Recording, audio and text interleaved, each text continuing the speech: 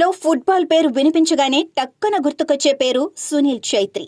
Indian football కు care of address ఈ పేరు. క్రికెట్ ను ఓ మతంలా ఆరాధించే భారత్ గడ్డపై ఫుట్బాల్ కు మంచి గుర్తింపును తీసుకొని రావడంలో కీలక పాత్ర పోషించిన ఏకైక ప్లేయర్ అతనే. తాజాగా సునీల్ ఛైత్రి సంచలన నిర్ణయం తీసుకున్నాడు. రిటైర్మెంట్ ప్రకటించాడు. ఫుట్బాల్ కు వీడ్కోలు పలికాడు. జూన్ 6వ తేదీన కువైట్ తో జరగబోయే FIFA world cup qualifier match అనంతరం రిటైర్ అవుతానని వెల్లడించాడు. ఈ మేరకు తన అధికారిక సోషల్ మీడియా ప్లాట్ఫామ్స్ పై దీనికి సంబంధించిన సమాచారాన్ని పోస్ట్ చేశాడు. 19 సంవత్సరాలుగా ఫుట్బాల్ ను ప్రాణంగా ప్రేమిస్తూ వచ్చానని, ఇప్పుడు వీడ్కోలు తీసుకోవాల్సిన సమయం వచ్చిందని చెప్పాడు.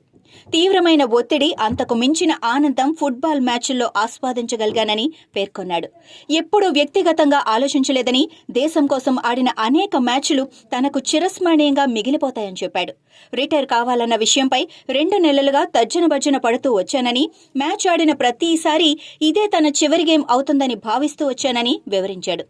ఫుట్బాల్ నుంచి రిటైర్ కావాలన్న విషయంపై అంత తేలిగ్గా నిర్ణయాన్ని తీసుకోలేదని, మానసిక సంఘర్షణను అనుభవించినట్లు చెప్పాడు. రిటైర్మెంట్పై తల్లిదండ్రులు, భార్య, కుటుంబ సభ్యులతో చర్చించిన తర్వాతే నిర్ణయం తీసుకున్నానని సునీల్ ఛైత్రి చెప్పాడు. తన నిర్ణయం విన్న తర్వాత నాన్న సంతోషించాడని పేర్కొన్నాడు. అమ్మ, భార్య మాత్రం కలత చెందారని అన్నాడు. ఇకపై దేశం తరపున ఆడబోవట్లేదన్న విషయం వారిని ఆవేదనకు గురి చేసిందని అన్నాడు.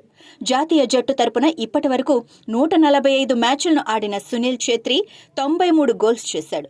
2011, 2015, 2021లో జరిగిన సాఫ్ ఛాంపియన్షిప్ టోర్నమెంట్, 2007, 2009, 2012 నెహ్రూ కప్పుల్లో అతను మెరుపులు మెరిపించాడు. 2008లో ఏఎఫ్సీ ఛాలెంజ్ కప్ను గెలవడంలో కీలక పాత్ర పోషించాడు. అయితే సునీల్ ఛైత్రి రిటైర్మెంట్ నేపథ్యంలో తాను పుట్టింది సికింద్రాబాద్లోనే అనే సంగతి తెలుసుకున్న తెలుగు ప్రజలు మరింత గర్వంతో భారత ఫుట్బాల్ లెజెండ్కు రిటైర్మెంట్ విషెస్ చెప్పుకొస్తున్నారు.